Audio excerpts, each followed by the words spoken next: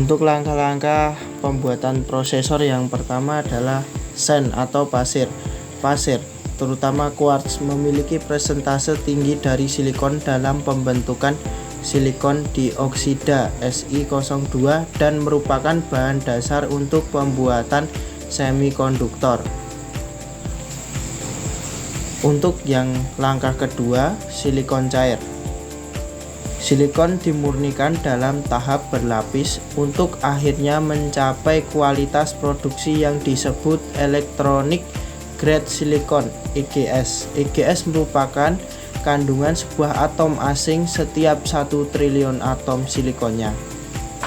Pada gambar di bawah ini Anda bisa melihat bagaimana kristal besar tumbuh dari silikon cair yang dimurnikan. Hasilnya adalah kristal tunggal yang disebut ingot. Ketiga, kristal silikon tunggal ingot. Sebuah ingot dibuat dari electronic grade silikon. Sebuah ingot memiliki berat sekitar 100 kg atau 220 pound dan memiliki kemurnian silikon 99%. Untuk yang keempat, pengirisan ingot. Ingot kemudian diiris menjadi disks silikon individual yang disebut wafer. Kelima, wafer. Wafer ini dipoles sedemikian rupa sehingga tanpa cacat, dengan permukaan selembut kaca cermin. Intel memberi wafer-wafer setiap produksi itu dari perusahaan pihak ketiga. Proses rumit ini 45 NB HIG-K metal grade oleh Intel menggunakan wafer dengan diameter 200 mm. Saat Intel membuat chip-chip, perusahaan ini mencetak sirkuit-sirkuit di atas wafer 50 mm dan untuk saat ini menggunakan wafer 300 mm yang menghasilkan penghematan biaya per chip. 6. Pengaplikasian fotoresis.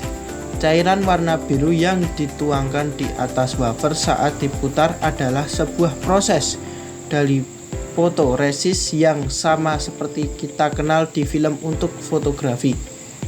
Wafer diputar selama tahap ini untuk membuat sangat tipis dan bahkan mengaplikasikannya layer fotoresis. Yang ketujuh, exposure. Hasil dari fotoresis diekspor ke sinar ultraviolet. Reaksi kimianya oleh tahap pada proses tersebut sama dengan apa yang terjadi pada material film pada sebuah kamera saat Anda menekan tombol shutter. Hasil dari fotoresis yang diekspor ke sinar UV akan bersifat dapat larut. Exposure diselesaikan menggunakan mask yang berfungsi seperti stensil.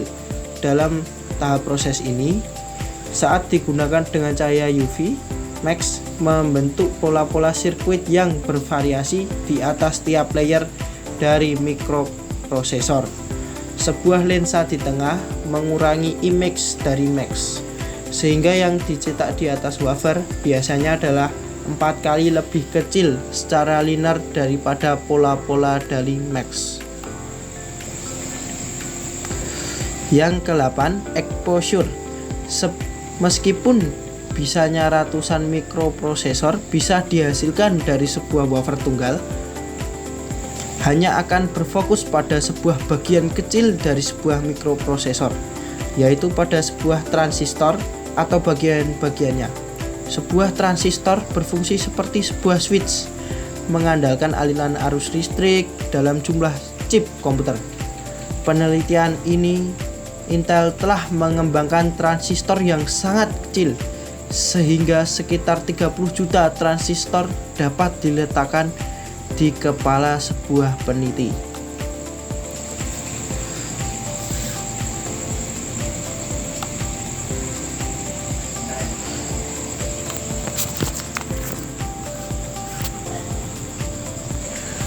Untuk yang ke-9, membersihkan fotoresis. Fotoresis yang lengket dilarutkan sempurna oleh sebuah pelarut. Proses ini meninggalkan sebuah pola dari fotoresis yang dibuat oleh Max. Yang ke-10, etching menggores. Fotoresis melindungi material yang seharusnya tidak boleh tergores. Material yang ditinggalkan akan digores, di-sketch dengan bahan kimia. Yang ke-11, menghapus fotoresis. Setelah proses etching, fotoresis dihilangkan dan bentuk yang diharapkan menjadi terlihat. Untuk yang ke-12, mengaplikasikan fotoresis. Terdapat fotoresis warna biru diaplikasikan di sini, diekspor, dan fotoresis yang terekspor dibersihkan sebelum tahap berikutnya. Fotoresis akan melindungi material yang seharusnya tertanam di ion-ion. Yang ke-13, penanaman ion. Melalui suatu proses yang dinamakan ion implantation, satu proses yang disebut doping. Area-area wafer silikon yang diekspor dibombardir dengan kotoran kimia yang bervariasi yang disebut ion-ion. Ion-ion ini ditanam dalam wafer silikon untuk mengubah silikon pada area ini. Dalam memperlakukan listrik, ion-ion ditembakkan di atas permukaan wafer pada kecepatan tinggi. Suatu listrik mempercepat ion-ion ini hingga kecepatan 300 km per jam. 14. Menghilangkan fotoresis. Setelah penanaman ion, fotoresis dihilangkan dan material yang seharusnya didopet warna hijau memiliki atom-atom asing yang sudah tertanam. Perlihatkan warna hijau ini. Yang ke-15, transistor yang sudah siap. Transistor ini sudah dekat pada proses akhirnya. 3 lubang telah dibentuk etching di dalam layer inulasi warna magneta di atas transistor. 3 lubang ini akan terisi dengan tembaga yang akan menghubungkan ke transistor-transistor lainnya. Yang ke-16, electroplating. Wafer-wafer diletakkan ke suatu larutan sulfat tembaga di tahap ini. Ion-ion tembaga ditanamkan di atas transistor melalui proses yang disebut electroplating. Ion-ion tembaga bergerak dari terminal positif anoda menuju terminal negatif katoda yang dipresentasikan oleh wafer. 17. Tahapan setelah electroplating. Pada permukaan wafer, ion-ion tembaga membentuk menjadi suatu lapisan tipis tembaga. Yang ke-18, pemolesan. Material ekses dari proses sebelumnya dihilangkan. Yang ke-19, lapisan logam. Lapisan-lapisan metal dibentuk untuk interkoneksi seperti kabel-kabel di antara transistor-transistor. Bagaimana koneksi ini tersambungkan ditentukan oleh tim desain dan arsitektur yang mengembangkan fungsional prosesor tertentu. Misalnya Core i7 prosesor. Sementara chip-chip komputer terlihat sangat flat. Sesungguhnya di dalamnya memiliki lebih dari 20 lapisan yang membentuk sirkuit yang kompleks. Jika Anda melihat dan pada pembesaran suatu chip, Anda akan menemukan jaringan yang ruwet dari basis-basis sirkuit dan transistor-transistor yang mirip sistem jalan raya berlapis di masa depan. Yang ke-20, testing wafer. Bagian dari sebuah wafer yang sudah jadi ini diambil untuk dilakukan tes fungsionalnya. Pada tahapan tes ini, pola-pola dimasukkan ke dalam chip dan respon dari chip tersebut dimonitor dan dibandingkan dengan daftar yang sudah ditetapkan. 21. Pengirisan wafer. Wafer diiris-iris menjadi bagian-bagian yang disebut die. 22.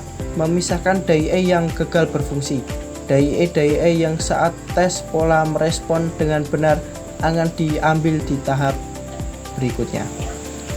23. Individual die. Ini adalah die tunggal yang telah jadi pada tahap sebelumnya. Pengirisan DIE yang terlihat di sini adalah DIE dari sebuah prosesor Intel iCore i7. 24. Packing. Bagian dasar DIE dan head expander digabungkan menjadi sebuah prosesor yang lengkap. Bagian dasar berwarna hijau membentuk interface elektris dan mekanis bagi prosesor untuk berinteraksi dengan sistem komputer PC. Head expander berwarna silver berfungsi sebagai pendingin atau cooler untuk menjaga suhu yang optimal bagi prosesor. 25. Prosesor. Inilah prosesor yang sudah jadi iCore i7 prosesor. Sebuah mikroprosesor adalah suatu produk paling kompleks yang pernah dibuat di muka bumi. Faktanya, dibutuhkan ratusan langkah, bahkan bagian paling saja yang ditetapkan pada artikel ini, yang dikerjakan di suatu lingkungan kerja terbesit di dunia, sebuah lab mikroprosesor. Flash testing. Selama tes ke-26 ini, prosesor akan dites ke karakternya. Mereka diantaranya tes pemakaian daya dan tes frekuensi maksimum. Ke-27 binning. Berdasarkan hasil tes dari flash testing, prosesor dengan kapabilitas yang sama digunakan pada transporting trace yang sama pula. Untuk langkah yang terakhir adalah retail patch. Prosesor